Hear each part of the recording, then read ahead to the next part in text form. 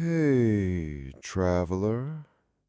Tonight I thought we'd talk about why it sucked to be an Egyptian pharaoh.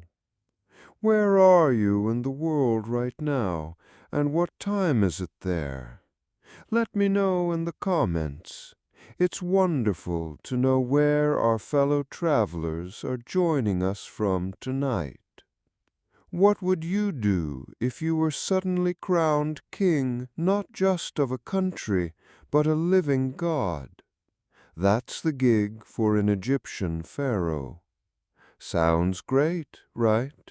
All the gold, all the power. But before you start building your own pyramid, let's talk about the weight of Ma'at. Ma'at, essentially cosmic balance, was the pharaoh's job description. It wasn't just about making sure the Nile flooded on time. It was about ensuring the sun rose each morning, the stars stayed in their places, and cats continued to act superior. It's like being the CEO of the entire universe, but your performance reviews are conducted by deities who enjoy smiting people for fun. Now that's pressure. The sheer amount of religious duty would be enough to make anyone want to hide in their sarcophagus.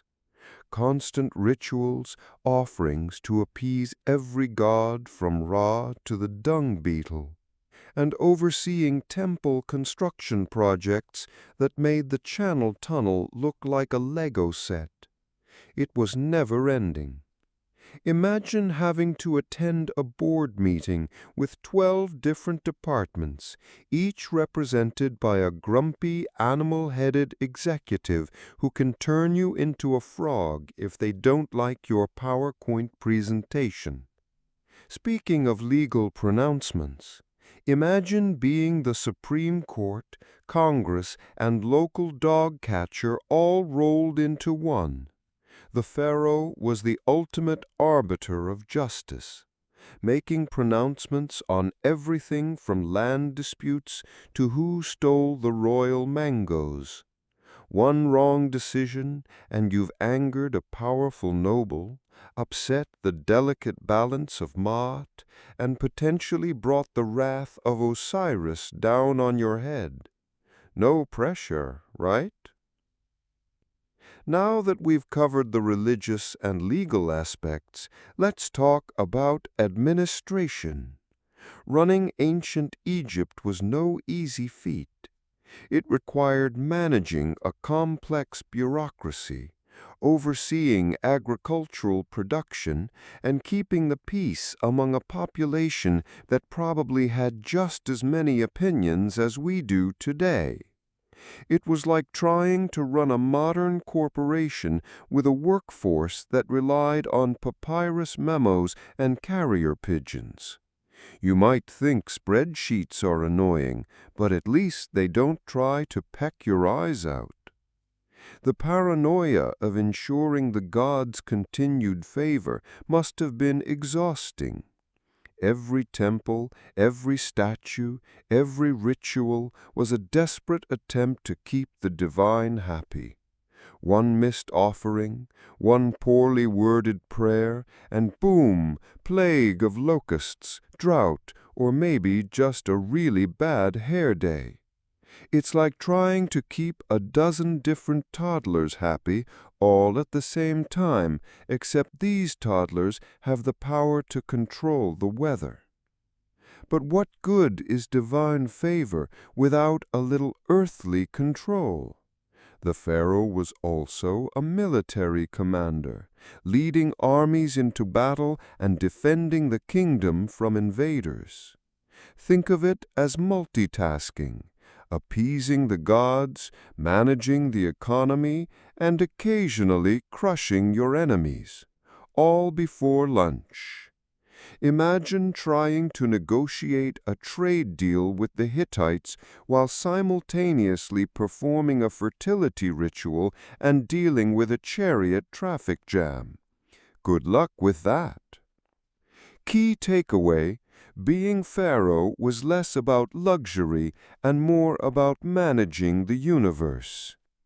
Now, let's delve into the paranoia. What if you woke up one morning and suddenly decided the pyramids weren't big enough? The pharaoh lived in a constant state of anxiety, ensuring that everything was perfect, that the gods remained happy, that the kingdom remained prosperous. It was like having a permanent case of imposter syndrome, but with the added pressure of knowing that your failures could literally bring about the end of the world. One wrong hieroglyphic, one misplaced offering, and suddenly Anubis is auditing your afterlife accounts. Speaking of offerings, the sheer volume of stuff that had to be given to the gods is mind-boggling. Food, drink, precious metals, exotic animals, and sometimes even human sacrifices. It was like running the world's most elaborate gift-giving program, except the recipients were immortal beings with a penchant for gold and a tendency to get really cranky if they didn't get enough. But what is the point of having divine power if you cannot maintain the balance between the earthly and divine realms? This was the pharaoh's constant struggle. He had to be both a god and a man, both powerful and humble, both feared and loved. It was a tightrope walk with eternity as the stakes. Imagine trying to balance a spinning plate on your head while simultaneously juggling flaming torches and reciting the Book of the Dead backwards. Pretty much sums it up. Key takeaway: constant paranoia about the gods was a huge drain on the pharaoh's mental energy. If you've ever had to deal with office politics, you'll understand the pharaoh's daily life. Courtly intrigue was rampant. Everyone wanted a piece of the pharaoh's ear, whispering advice, plotting schemes, and generally trying to undermine each other. Imagine Game of Thrones, but with more eyeliner and fewer dragons. The constant backstabbing and power plays would be enough to give anyone a permanent headache. Surviving the court was as important as surviving a battle. Now that we've covered the court intrigue, let's talk about the expectations. The pharaoh wasn't just a ruler, he was a symbol. He had to look the part, act the part, and generally be the embodiment of everything that was good and righteous in Egypt. It's like being a celebrity 24/7, except your paparazzi are priests with sharp sticks, and your scandals could literally destroy the kingdom. Speaking of symbols, even something as simple as getting dressed was a political act. The pharaoh's clothing, jewelry, and makeup were all carefully chosen to project an image of power, wealth, and divine authority. It was like wearing a walking billboard that said, "I'm in charge, and I have more gold than you do." And if you thought your morning routine was complicated, imagine trying to apply that much eyeliner without poking yourself in the eye. But what good is power without succession? The pharaoh's biggest worry might have been ensuring the continuity of his dynasty. Royal marriages, scheming siblings, and the constant threat of assassination were all part of the game. It was like a never-ending soap opera, with the fate of Egypt hanging in the balance. Imagine trying to plan a family reunion when half your relatives are plotting to kill you and seize the throne. Good times. Key takeaway: the pharaoh was a constant symbol, burdened by expectations and courtly intrigue. Long before reality TV, Egyptians had the pharaoh's life to obsess over. Every aspect of his life was scrutinized, analyzed, and debated. From his love life to his military campaigns, everyone had an opinion. It was like living in a perpetual fishbowl with millions of people watching your every move. If you've ever had to give a public speech, you can empathize with the pharaoh's communication challenges. Every word he spoke, every decree he issued had to be carefully considered. It was like walking on eggshells, knowing that one wrong phrase could have dire consequences. And you thought your boss was picky? But what good is a kingdom without the afterlife? The pharaoh had to prepare for death from the moment he ascended the throne. Elaborate tombs, complex rituals, and a lifetime of accumulating the right spells were all essential for ensuring a smooth transition to the next world.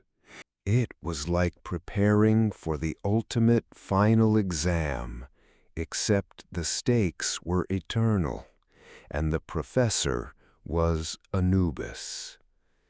Key takeaway: even in death, the pharaoh's responsibilities continued. So, next time you're tossing and turning at 3 a.m., remember the pharaoh, burdened by the weight of Ma'at, constantly striving to maintain balance and forever worried about the gods' approval. Suddenly, your problems don't seem so bad, right? Maybe grab a glass of warm milk and contemplate the infinite complexities of ancient Egypt. The throne is never secure. Power plays, plots, and palace intrigue. Ever wonder what it was truly like to be a pharaoh? We imagine unimaginable wealth, divine status, and absolute power. But behind the shimmering gold and towering monuments, a pharaoh's life was often a precarious dance on the edge of a blade. What would you do if you knew everyone around you was potentially plotting your downfall? The paranoia must have been immense. Imagine the constant fear that your own family, the very people you were supposed to trust, could be vying for your crown. Long before reality television thrived on backstabbing, Egyptian palaces were fertile ground for real-life drama. The pharaoh had to navigate a complex web of alliances, rivalries, and ambitions. The royal court wasn't just a place of ceremony. It was a battlefield of whispers, veiled threats, and hidden agendas. Just like a modern CEO, the pharaoh had to worry about a hostile takeover. But instead of shareholders, he had to worry about his own relatives and high-ranking officials. Now that we've established the constant tension, let's consider the key players, the royal family and the powerful priesthood. The pharaoh's own kin, particularly ambitious sons or brothers, often saw themselves as the rightful heir and weren't always patient enough to wait their turn. Then you had the priests of Amun, who wielded immense influence and wealth. They controlled vast tracts of land, commanded a loyal following, and, crucially, could sway public opinion. It was a dangerous game of tug-of-war, with the pharaoh constantly trying to balance their power while maintaining his own authority. But what good is unlimited power if you cannot trust who it is you share it with? The methods employed to maintain control were, shall we say, not for the faint of heart. Informants and spies were everywhere, lurking in the shadows, reporting back on the slightest hint of dissent. It was like an ancient version of social media monitoring, but with far more severe consequences. And then there were the purges, ruthless eliminations of anyone perceived as a threat. Disappearances were common, and accusations of treason were often enough to seal someone's fate. It's not exactly the kind of management style they teach in business school today. Speaking of ruthless tactics, let's examine some actual examples. Consider the story of Teti, the first pharaoh of the 6th dynasty. He was, shall we say, abruptly retired, assassinated by his own bodyguard. Or the reign of Hatshepsut, a female pharaoh who had to constantly defend her legitimacy against male relatives who felt they had a stronger claim to the throne. Talk about workplace drama. The destabilizing impact of these power struggles was significant. They weakened the dynasty, diverted resources, and created an atmosphere of uncertainty and fear. From attempted coups to successful usurpations, the throne of Egypt was a coveted prize, worth risking everything for. The paranoia, the brutal measures, the constant threat of betrayal, it was a heavy burden to bear. Key takeaway? The pharaoh's power was absolute in theory, but constantly challenged in practice. So we've seen the darkness lurking behind the golden mask of the pharaoh. But let's explore how these power struggles were reflected in daily life. Imagine the impact on the average Egyptian. While the pharaohs engaged in their high-stakes game of thrones, the ordinary people were left to deal with the consequences. Consider the economic impact. Political instability led to disruptions in trade, shortages of resources, and increased taxation to fund the pharaoh's security measures. It was a bit like a modern-day economic recession, only with less transparency and far more beheadings. Speaking of resources, it's worth noting that the building of the pyramids, while impressive, also put a strain on the economy and required a vast amount of labor. The pyramid schemes of the ancient world. You can already see the implications. Now that we've discussed economic implications, we have the social unrest. Frequent power struggles created an atmosphere of fear and uncertainty, leading to social unrest and even rebellions. People lost faith in their leaders and questioned the stability of the entire system. It's not hard to imagine the widespread anxiety and discontent. It's like constant political campaigning, exhausting for everyone. However, despite the darkness, Egyptian society did have its moments of brilliance. The remarkable advancements in medicine, mathematics, and engineering are testaments to the ingenuity and resilience of the Egyptian people. The priests, despite their potential for political intrigue, also played a vital role in preserving knowledge and maintaining cultural traditions. It's a complex picture, a blend of darkness and light, of ambition and innovation.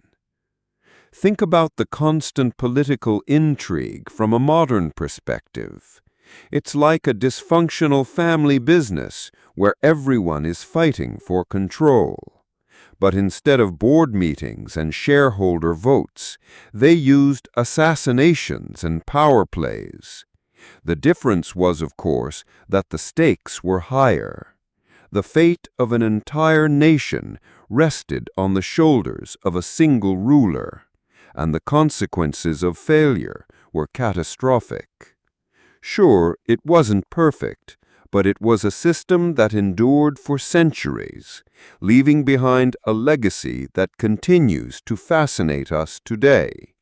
From social unrest and economic challenges to remarkable achievements in science and culture, the reign of a pharaoh was truly complex. Key takeaway?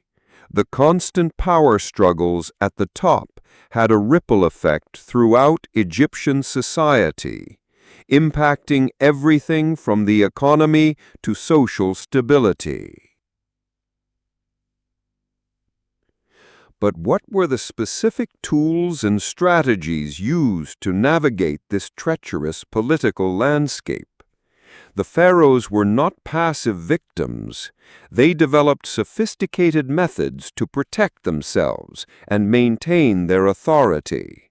We've mentioned spies and informants, but there was much more to it than that. Consider the art of propaganda. The pharaohs used elaborate monuments, inscriptions, and rituals to project an image of strength, divinity, and unwavering authority. They were masters of spin, shaping public opinion and controlling the narrative. It's like a modern-day PR campaign, only with far more impressive architecture. Speaking of architecture, the pyramids themselves were not just tombs. They were powerful symbols of the pharaoh's power and eternal legacy.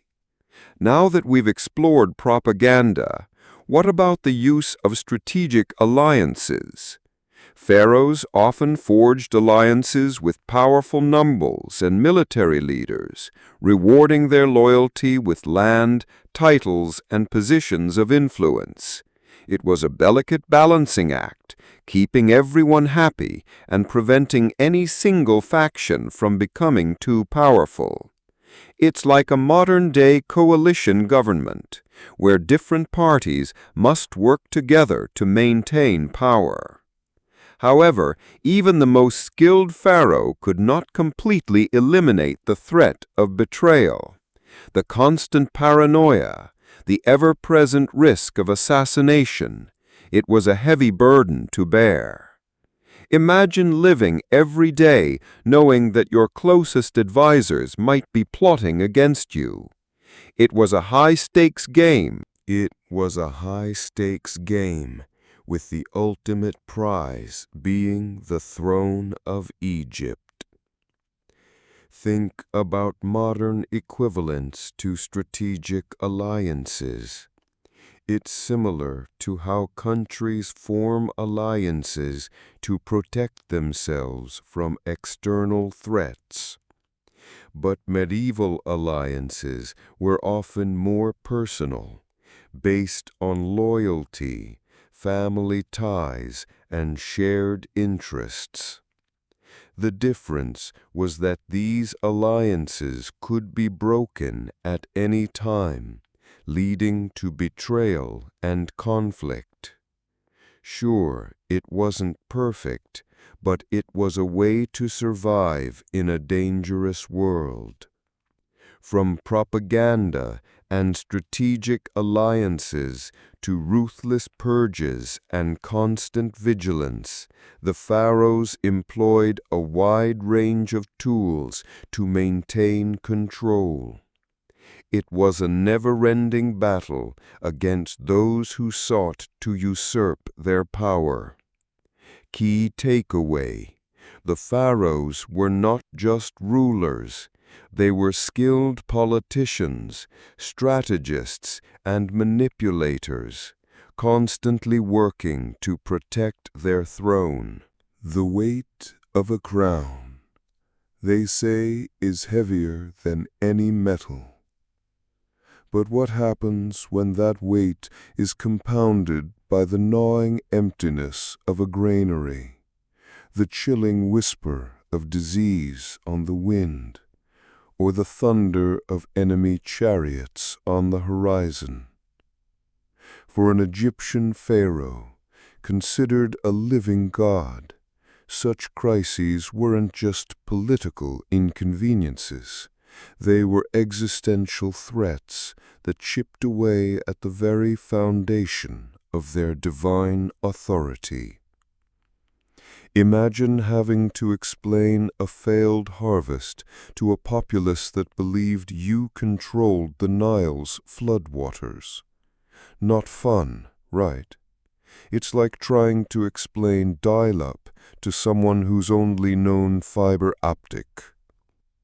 Now that we've laid the groundwork, let's dive into the particularly nasty aspects of pharaonic crises, starting with the silent killer, famine.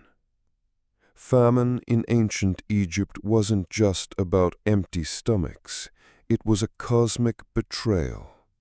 The pharaoh, as the embodiment of Maat, was responsible for ensuring the land's fertility.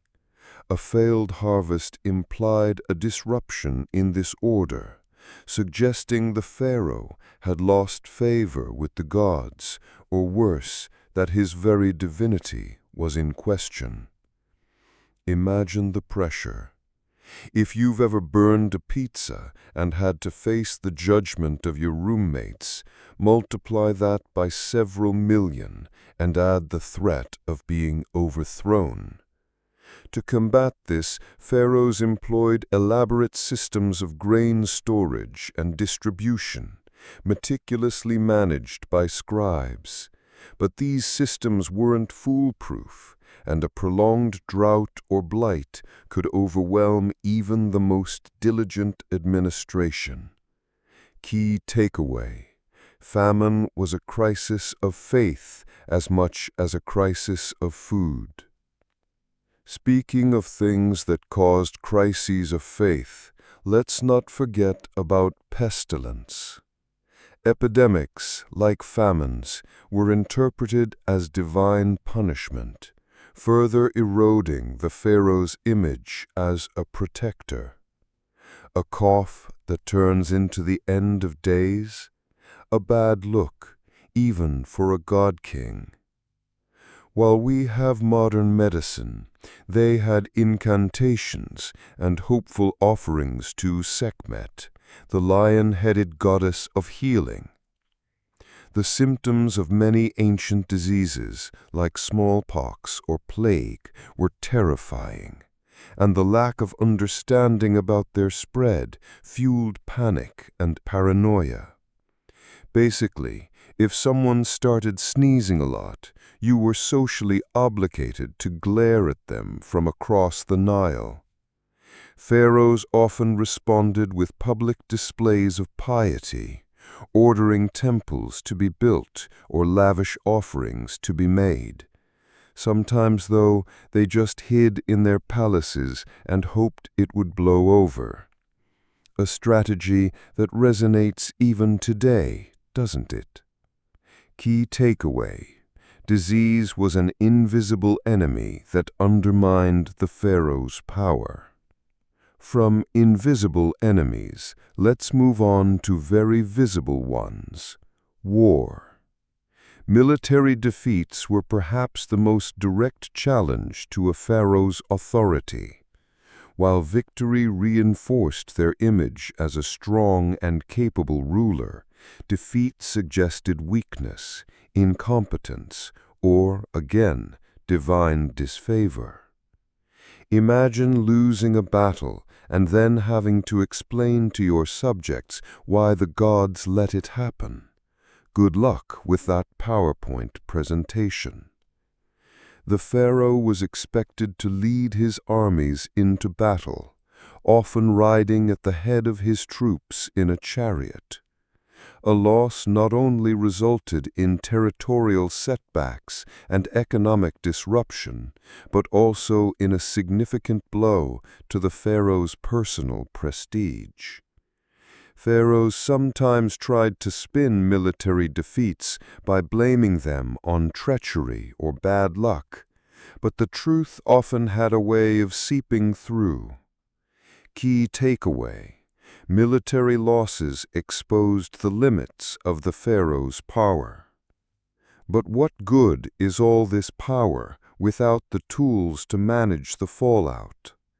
When faced with these crises, pharaohs resorted to a variety of desperate measures to restore confidence and maintain control. These ranged from practical solutions like redistributing grain reserves to symbolic gestures like participating in religious rituals. Public works projects, such as building temples or canals, could provide employment during famines and demonstrate the pharaoh's commitment to the well-being of his people. Now we have stimulus packages. They had giant pyramids. One is marginally more useful, but both involve massive amounts of manual labor. Pharaohs also used propaganda to control the narrative, commissioning elaborate monuments and inscriptions that emphasized their strength, wisdom, and divine connection. It's kind of like how politicians today use social media, but with more granite. Key takeaway: pharaohs deployed a mix of practical and symbolic strategies to manage crises. Now that we've explored the solutions, let's explore the revolts. The consequences of failing to address these crises could be dire. Unrest and even revolt were common outcomes when the population lost faith in the pharaoh's ability to provide for their needs and maintain order. These revolts could range from small-scale acts of defiance to full-blown civil wars, threatening the stability of the entire kingdom. It's like a homeowners association meeting gone completely off the rails. The breakdown of authority could lead to economic collapse, social chaos, and even foreign invasion. Some pharaohs were overthrown and replaced, while others faced assassination. The fate of a pharaoh was often intertwined with the fate of his people, and their suffering could quickly become his own. Key takeaway: failure to manage crises could lead to the downfall of the pharaoh and the collapse of the kingdom. From revolts, let's consider that perhaps those who are in the higher ranks can't do everything by themselves. It's tempting to view ancient Egypt through rose-tinted glasses, imagining a land of dazzling pyramids and benevolent god-kings. But the reality was far more complex and often brutally harsh. The pharaoh, despite his perceived divinity, was ultimately human, subject to the same limitations and vulnerabilities as any other ruler. He was a manager of expectations, a crisis PR specialist, and, occasionally, a warrior. Like a CEO who also has to occasionally fight off hostile takeovers. The pressures of maintaining Maat, of ensuring the prosperity and security of his kingdom, were immense, and the consequences of failure could be catastrophic. Next time you see a picture of a pharaoh, maybe take a second to appreciate the sheer amount of stress they were under. Here's the thing. Being a pharaoh wasn't all golden masks and fancy headdresses. It was a constant struggle against forces beyond their control, a relentless battle to maintain the illusion of divine power in the face of human suffering. And sometimes divinity just wasn't enough. The glorious prison. Isolation, ritual, and the loss of individuality. Ever wonder what it would be like to be a god? Well, An Egyptian pharaoh's life certainly wasn't all golden chariots and endless banquets. It was a gilded cage, a beautiful, suffocating existence where every breath, every gesture was dictated by ritual and the expectation of divine perfection. Imagine being constantly on display, your every move scrutinized, analyzed, and imbued with cosmic significance. Talk about pressure. This wasn't a life of leisurely sunbathing by the Nile. It was a performance, a 24/7 embodiment of Egypt itself. Think of modern celebrities, constantly hounded by paparazzi and living under the glare of social media. But medieval pharaohs? They made even Kim Kardashian look like a recluse.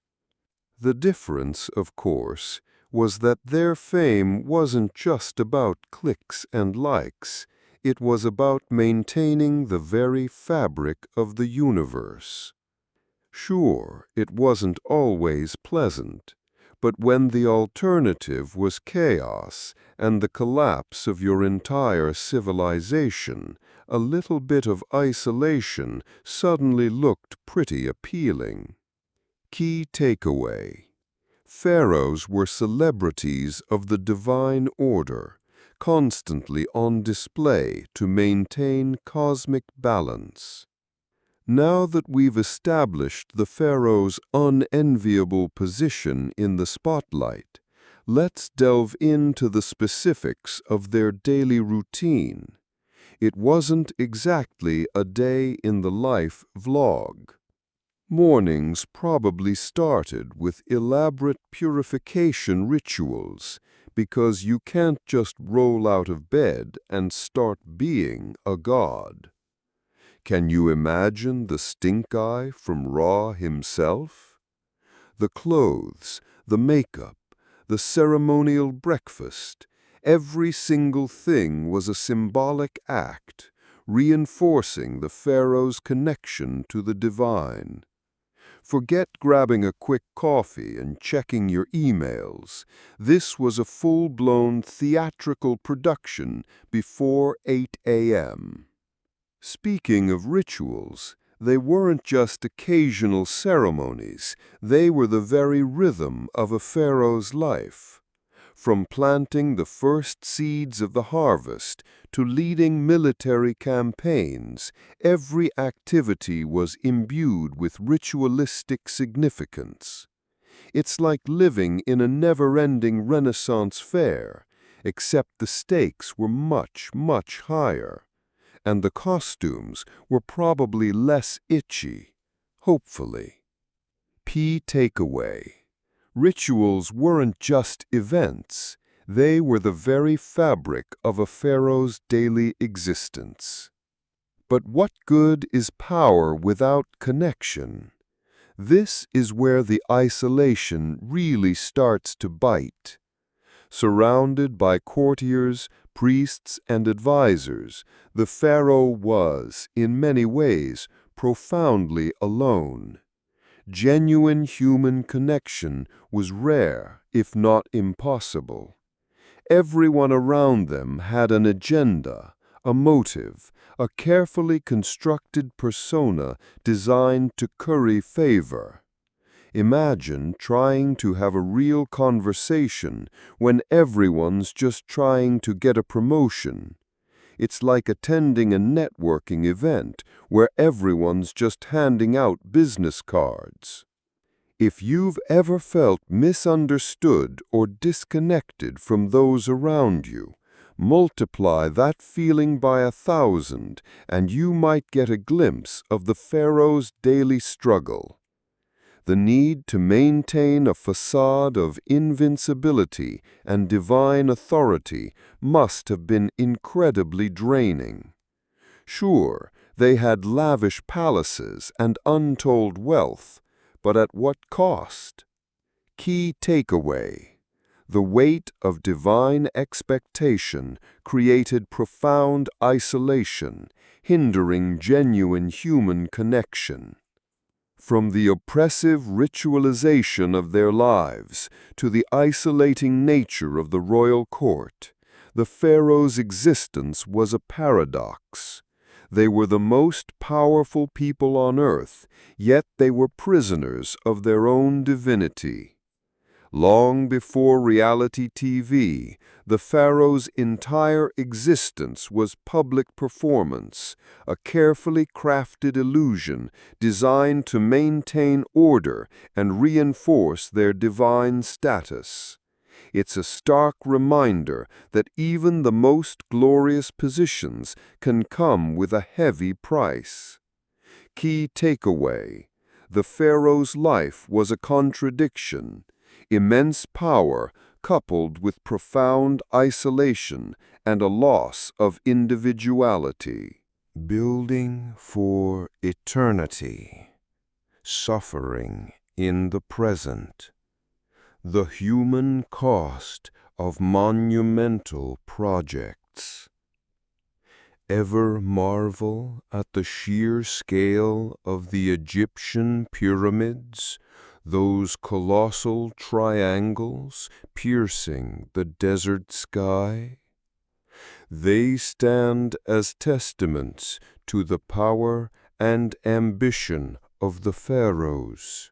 But behind the gleaming limestone and precise engineering lies a story of immense human cost. It's like admiring a beautifully decorated cake without considering the eggs, flour, and labor that went into baking it. Pharaohs weren't just rulers. They were considered divine intermediaries, responsible for maintaining cosmic order. This meant pleasing the gods, and what better way to do that than by building them grand temples and ensuring the pharaoh's own glorious afterlife with a monumental tomb. Think of it as the ultimate home improvement project, only the home was eternal, and the stakes were, quite literally, life and death. The pressure to build was immense. A pharaoh's legacy depended on these projects. A mediocre pyramid? Unthinkable. It would be like commissioning a portrait of yourself and ending up looking like a poorly drawn cartoon character. But who actually built these colossal structures? The image of slaves toiling under the lash is a pervasive one, fueled by popular culture. The reality, however, is more nuanced. While enslaved people were undoubtedly used in some construction efforts, the bulk of the workforce consisted of skilled laborers, craftsmen, and even farmers working during the Nile's flood season, when their fields were submerged. They weren't building out of the goodness of their hearts. Labor was often conscripted, a form of tax paid in service to the state. Imagine getting a jury duty summons, but instead of a few days, it's a few months, and instead of listening to lawyers, you're hauling massive stone blocks. Working conditions were, to put it mildly, brutal. The heat was relentless, the work was backbreaking, and accidents were commonplace. Think of trying to assemble IKEA furniture in the middle of the Sahara Desert with no instructions and using only stone tools. While skilled workers might have received better treatment and rations, the sheer scale of the projects meant that many laborers suffered from exhaustion, injury, and disease. Skeletons found at workers' cemeteries near Giza show evidence of arthritis, spinal damage, and other ailments. They weren't exactly enjoying a spa day. Speaking of resources, imagine the sheer amount of materials needed to construct just one pyramid. Stone quarries buzzed with activity as teams of workers extracted massive blocks of limestone, granite, and other materials. These blocks, weighing several tons each, then had to be transported to the construction site, often over long distances. This involved sleds, rollers, and a whole lot of manpower. It was like trying to move a small car across a sandy beach using only wooden planks and your bare hands. The impact on the Egyptian economy was significant. Monumental projects consumed vast resources, diverting manpower and materials from other sectors. While they provided employment and stimulated trade, they also placed a strain on the state's resources. It's a bit like a government deciding to build a giant theme park, exciting, but potentially at the expense of other essential services like healthcare or education. And then there's the ethical dimension. Was it right to prioritize monumental construction designed to glorify the pharaoh and ensure his afterlife over the welfare of the population? Did the potential benefits of these projects, employment, trade, and national pride, outweigh the human cost in suffering and even death? It's the age-old question. Is it acceptable to sacrifice the few for the perceived good of the many? A question still wrestled with today. Key takeaway: the grandeur of ancient Egyptian monuments hides a complex story of human labor, resource management, and ethical dilemmas. Now that we've covered the construction process and its human cost, let's talk about the impact these projects had on Egyptian society, particularly the role of the priests and scribes.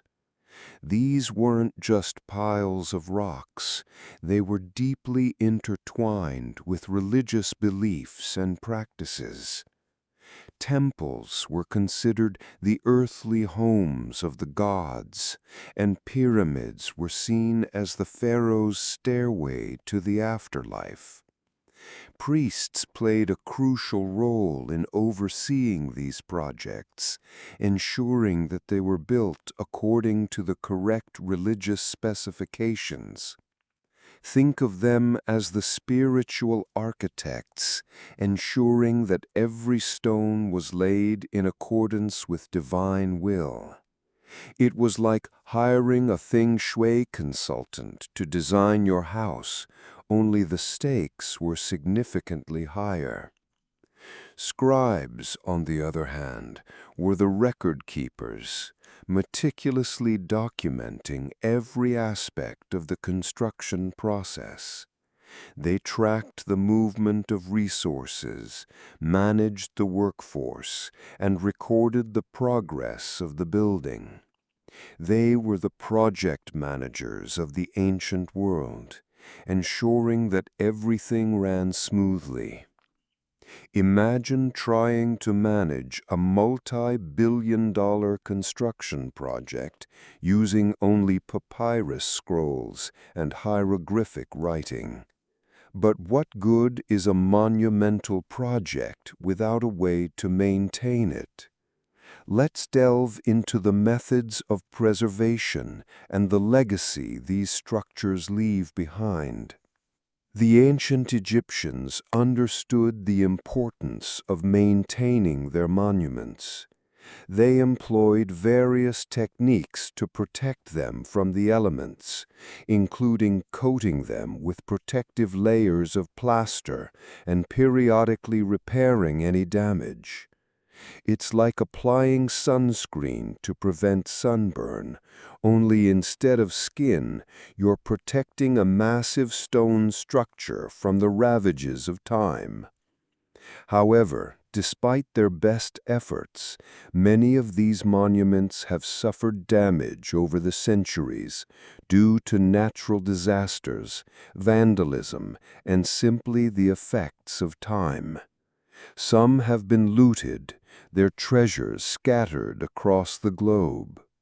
It's a sad reminder that even the most impressive structures are vulnerable to the forces of decay and human greed. Think of it like finding a classic car in a junkyard, a beautiful piece of history, but neglected and in need of serious repair. The legacy of these monumental projects is undeniable. They stand as testaments to the ingenuity, ambition, and perseverance of the ancient Egyptians. They continue to inspire awe and wonder in visitors from around the world. But they also serve as a reminder of the human cost of such endeavors, the sacrifices made in the name of power, religion, and immortality. It's a bittersweet legacy, a reminder that even the most impressive achievements can come at a price. Key takeaway: Egyptian monuments represent not just architectural marvels, but also the complex interplay of religion, labor, and legacy in an ancient civilization.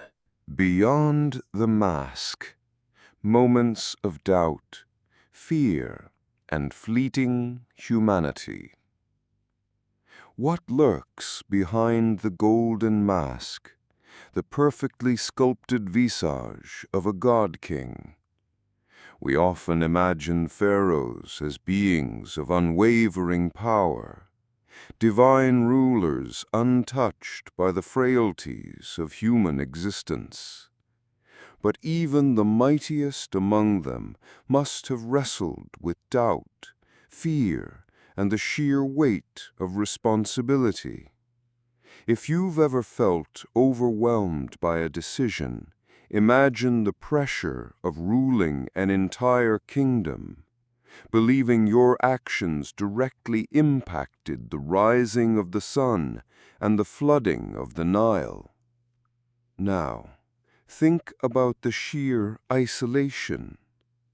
We see images of grand courts, bustling with advisors and priests, but did any pharaoh truly have a confidant, someone who could offer honest counsel without fear of reprisal? Surely there were sleepless nights spent pacing the royal chambers, plagued by anxieties about succession, threats from neighboring kingdoms, or even the whispers of discontent from within their own ranks. Picture Akhenaten, the heretic king, clinging to his radical religious reforms despite growing opposition. Was he driven by divine conviction or a desperate attempt to leave his mark on eternity? Here's the thing. Even gods have anxieties. Maybe that is why they need eternal validation. Speaking of anxieties, let's consider the very real fear of death. The elaborate tombs, the painstaking mummification process, these were not simply rituals, but desperate attempts to cheat death, to ensure a glorious afterlife. But did the pharaohs truly believe in their own immortality, or was it a carefully constructed facade to maintain order and control? I mean, even with all the gold and jewels, who wouldn't be a little nervous about facing Osiris? The rituals were probably more comforting to the living pharaoh than the dead one. But what good is power without love, without genuine human connection? While many pharaohs engaged in strategic marriages to solidify alliances, did they ever experience true, unconditional love? We know of the strong bond between Akhenaten and Nefertiti, their images often depicted in intimate, tender poses. But was this a rare exception, or were there other pharaohs who found solace and companionship in the arms of their consorts? It's hard to imagine Ramesses II, with his countless wives and concubines, finding true intimacy. But perhaps even he had a favorite, a trusted companion who saw beyond the crown and the scepter. That's a lot of people to keep happy, you know. He probably had a really good gift-giving strategy. Now that we've considered the personal lives of pharaohs, let's talk about the burden of their divine status. Imagine being constantly reminded that you are not just a ruler, but a living God, responsible for the well-being of your people and the cosmic order of the universe. This is where the lines between genuine belief and strategic manipulation blur. Did the pharaohs truly believe in their own divinity, or did they simply use it as a tool to maintain power and control? Get this, either way, that's a lot of pressure. Can you imagine the performance reviews? Osiris isn't happy with the Nile's performance this quarter, needs improvement. From divine ruler to human being, the transition isn't always smooth. Pharaohs, despite their godlike status, were ultimately mortal.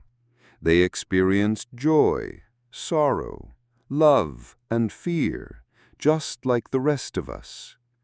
To truly understand them, we must look beyond the golden mask, the grand monuments, and the carefully crafted image of power, and try to glimpse the human being beneath, wrestling with the same existential questions we all face.